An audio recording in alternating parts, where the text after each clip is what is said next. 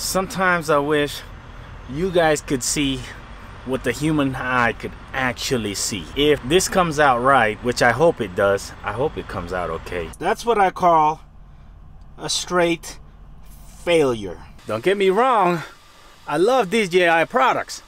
I love my Mavic. But really, you're gonna stop me from flying because of an update. And then now it's saying failed.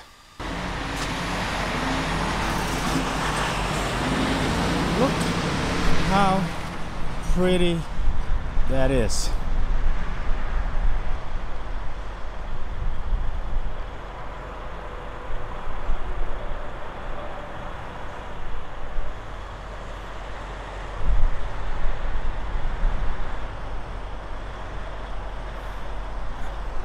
This lens doesn't do it no justice, but what I had envisioned in my head was something completely different, and DJI had a different plan. It's still freaking updating. Man, I tell you, I'm mad. What up, YouTube? Check that out, man. That's beautiful. This is actually on the Arizona side. You got Nevada, Las Vegas, or Mesquite, just right down the road, and they have this green stuff right here. It's amazing. How do you have green here? There's nothing but desert out here. Anyway, we're getting ready to cross into that little hole right there. That's I-15. It's a beautiful view up there.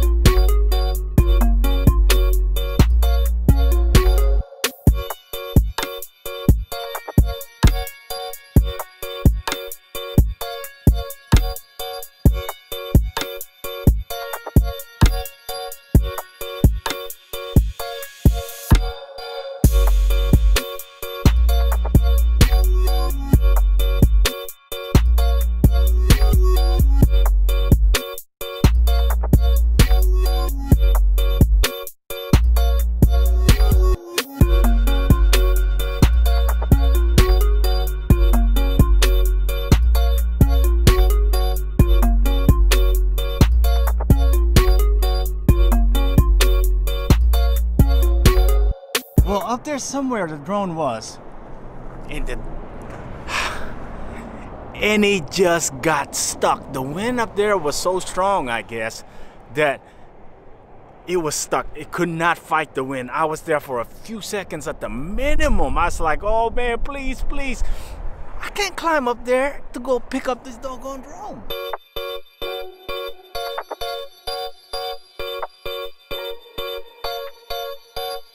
So apparently, I guess this is supposed to be some type of historic site. I'm feeling a little bit adventurous, right? Why not? And you know, I have a plan. I have a plan once I get up to the top. I don't know what that is yet, but I have a plan. So I didn't realize how steep this place is. I was kind of worried there for a second. I thought there was no semi-soft or flat stop or flat surface to climb this thing. But man, let me tell you, it's not easy, guys. It's not easy at all.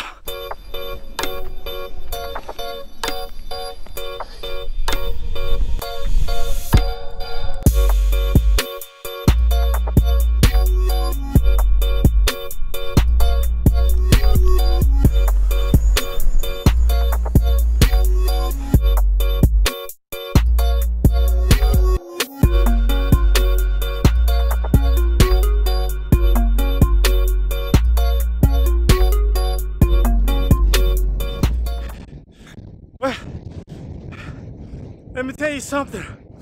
I see why my drone would not fly because this is way too windy. Oh, holy moly.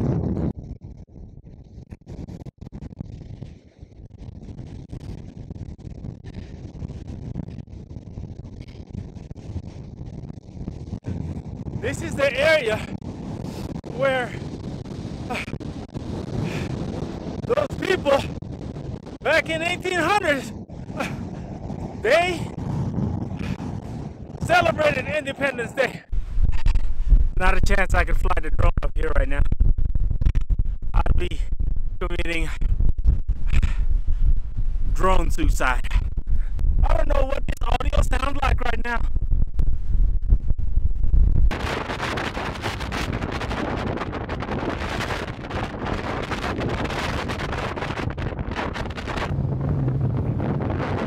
I just want to give a big shout out to this rock, because without this rock I would not be able to say shout out to Amy, Tim, and Ryan. That was the big thing I wanted to do up here, man, but it's too windy. Oh, I'm whipping out. I'm hiding behind the rock, but shout out to you guys. I haven't forgotten about you guys, and to all the St. Louis crew, shout out to you. Jamin, I was gonna do it to you again, man. I was going to go way up there and just hang on top of that cliff and vlog. You can rest assured I will be back.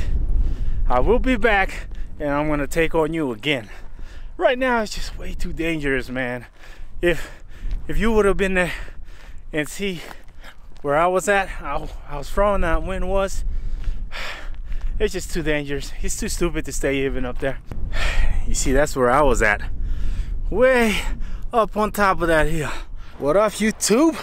Welcome back to the vlog. Well, you guys remember this area, right? The vlog been here before. Yeah, in the month of November, I did go to Bay 101. So we're gonna talk about those hands on this one. The next set of hands we're gonna talk about, this is all thanks to a beloved member that pitched the idea to me. The idea is that Sweat with the villain. We're gonna show the villain's hand.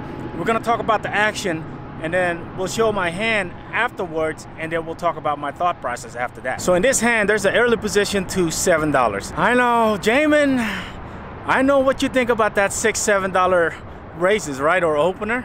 So opens to $7, and I'm in the late position. I 3-bet it to 21. Small blind, kind of call happy type player. He calls, and big blind makes the call. Big blind is kind of like a tight passive player. So we go 3 ways to the flop, and the flop came 10, 9, 3 rainbow. It checked to me, and I checked behind. Turn came a 7, which brings a backdoor spade draw. 7 of spades. So he checked around to me again, so I bet 45.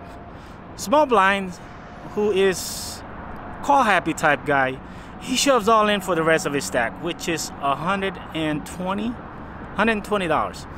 And big blind smooth calls. I mean, he didn't even think about it, not for 1 second, and he just calls.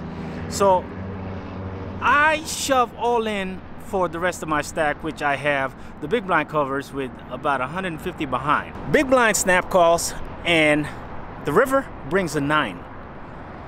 I show my hand.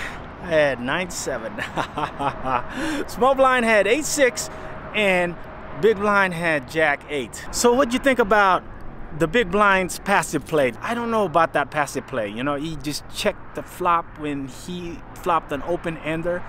So, I mean, either way, it probably would have been the same. I would probably be calling, but then again, you're talking about 21 times 3 plus 7. So he would be betting approximately $50 on the flop, and I think it's gonna be a really tough call for me. I got a pair 9, I got a middle pair with a really bad kicker. Yes, I got some backdoor straight draw, but that's a long ways. I need a lot of help. I did like my flop check there. I had a free card. They gave me a free card, I took it. I think I like that. I like that line. I like that better than c-betting there. You know, especially against a player who is a tight passive and checking into me and calling a 3-bet of $21. So a check bag was good there, and it gave me a free card, and sure enough, it gave me 2 pair, and it gave me a reasonable barrel. So when they check to me again on a turn, wouldn't you think that you have the best hand there? I think so. So that's why I fired. And when small blind goes all in for the rest of his stack, that's when I was worried. I figured I was beat there, but I still had live cards though. He goes all in for 120. I got 45 in there, so I'm calling approximately $65 or $70 or something like that to make a what is it, 6-1 on the call. And big blind calls. He smooth calls, which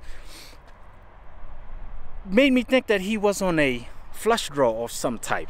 Could be a top pair, could be 2 pairs, but there's only so few of those that are dominating us. So he had about 150 behind, and I put him on a flush draw or a top pair with a flush draw, and I wanted to get the rest of his money in there before the turn comes. So that's my thought process of shoving the rest of the stack in there. I guess you could say it's just one of those situations, you know. I put him on a certain cards, which is very narrow range of cards, that I felt like I had him beat, and I wanted him to put the rest of his stack in there. What do you guys think? Let me know down below. So we're here in Oakland. We got something to do in San Francisco area. It's for Darren, and we'll meet Darren later on. But I gotta get this vlog finished up. But before we do, man, check this out though, right?